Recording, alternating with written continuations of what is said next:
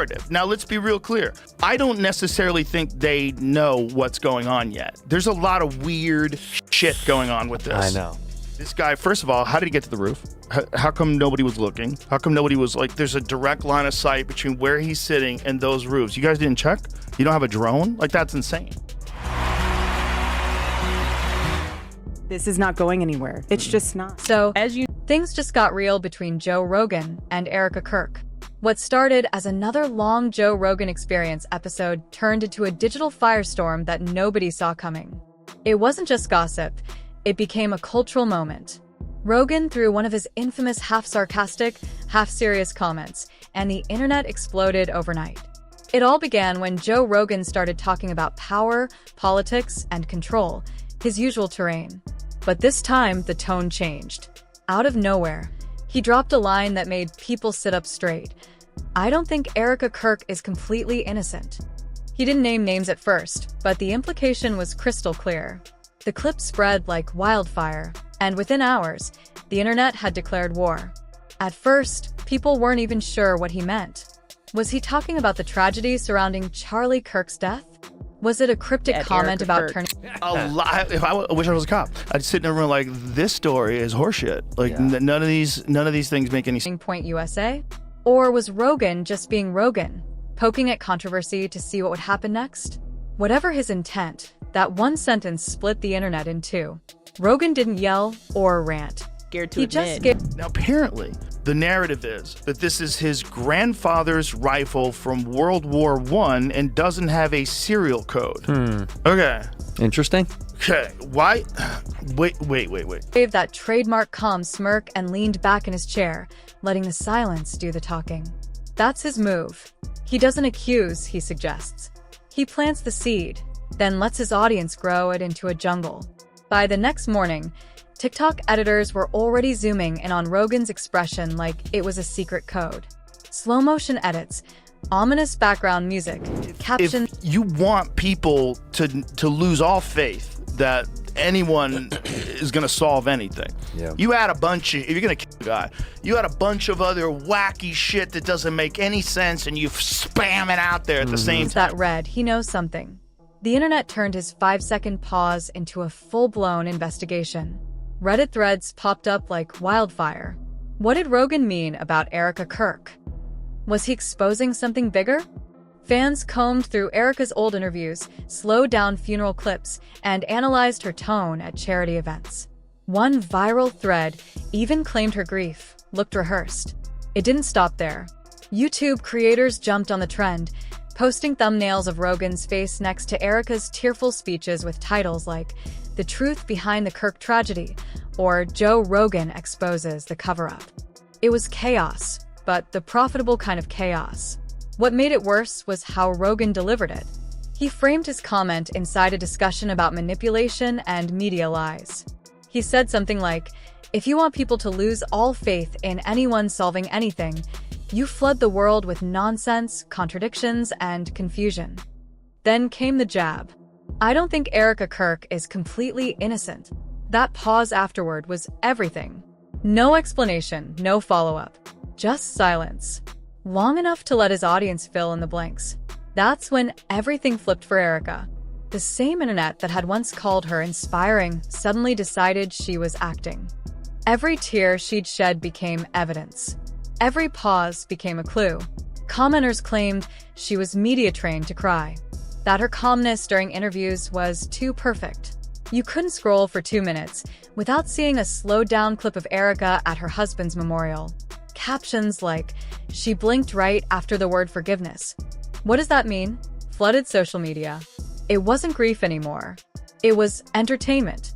Rogan never followed up, never clarified, and never apologized. He didn't have to. His silence kept the story alive. And in today's internet, silence is gasoline. The less he said, the more people speculated. Meanwhile, Erika stayed quiet too. She didn't clap back, didn't tweet, didn't post. Just silence. And that drove people insane. The public craves noise, reaction, chaos. Erika gave them none. For weeks, her name trended alongside Rogan's. Every podcast, blog, and influencer had a theory. Some said Rogan had inside info. Others said he was just chasing clicks. But everyone agreed. Something about this feud felt personal. The turning point came when Erika finally broke her silence. Out of nowhere, she dropped a 6-minute video titled Enough. No dramatic intro, no edits. Just her sitting in a chair, eyes straight into the camera. And she said it. The Charlie Kirk show is not going anywhere. My husband's voice will live on. That was it. No mention of Rogan. No rant. No shade. Just power and calmness. But the internet got the message loud and clear. Her next line hit even harder. The show will go on. The team is keeping this alive because we have Charlie in each and every one of us. It was like watching someone rebuild their reputation in real time, word by word. Within minutes, Twitter flipped. Hashtags like #StandWithErika trended globally. Candace Owens called it an act of courage. Tucker Carlson reposted it with the caption, "This is grace under fire." But Rogan's army didn't back down. They flooded her comments with claims that the video was scripted. Some called it PR grief. Others said she used emotion as marketing. Yet, for the first time since Rogan's jab, Erika wasn't the victim of the narrative. She was the author of it. The more people argued about her intentions, the more powerful she seemed. Her video didn't just defend her, it flipped the dynamic completely. Rogan, the man known for having the last word, was suddenly quiet. And his silence, this time, didn't look confident. It looked calculated or scared. Within days, it wasn't just a feud. It was a cultural debate about grief, faith, and authenticity in the digital age. One side said Rogan exposed hypocrisy. The other said he exploited tragedy. Mainstream media jumped in, of course. Talk shows debated it like it was a national scandal. Can grief be monetized? Became a viral headline. Psychologists went on air analyzing Erika's tone. Body language experts claimed to read her eyes like open books. The irony? Every single one of them was doing exactly what Rogan started, turning her pain into content. Through it all, Erika said nothing else. Her silence became her weapon. One quiet video, one calm delivery. That's all it took to shift the narrative.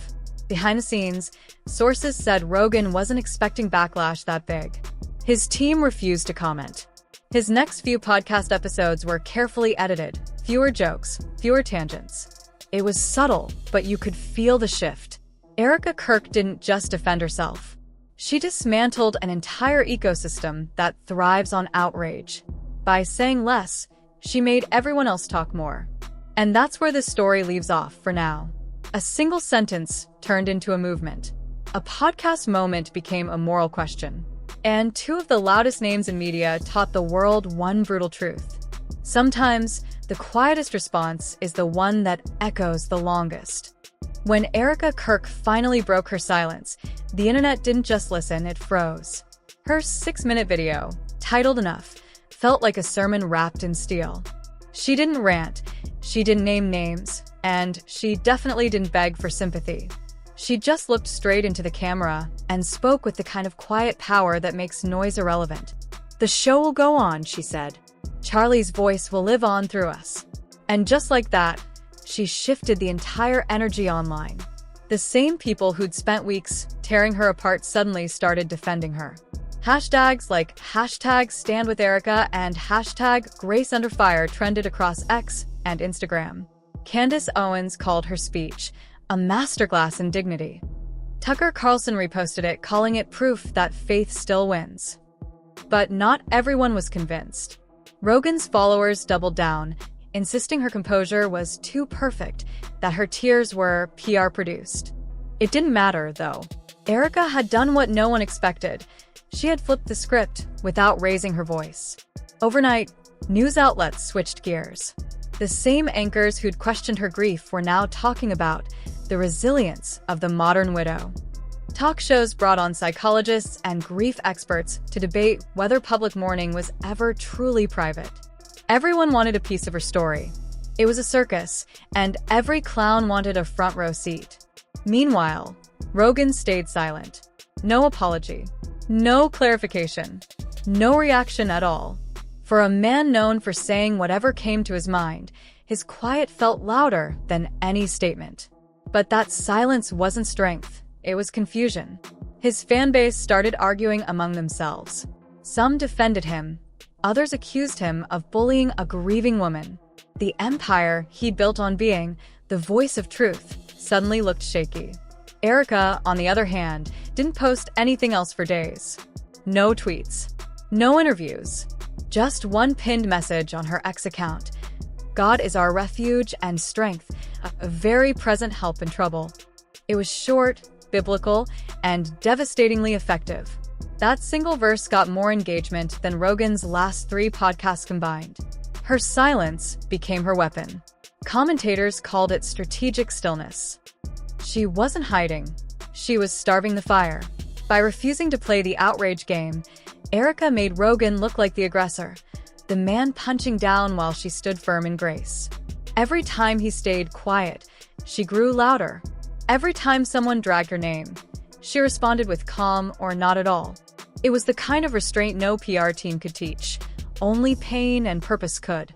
Then, out of nowhere, Erika returned. One post. 8 words. You can't win when people love to watch you fall. That's all she wrote. But those 8 words hit harder than any rant could. It was interpreted as a shot at Rogan, a jab at the tabloids, and a mirror held up to the audience itself. Within an hour, #YouCan'tWin was trending. Fans turned her quote into wallpapers, merch, and inspirational edits. She just dropped the digital equivalent of a mic and walked away. Rogan,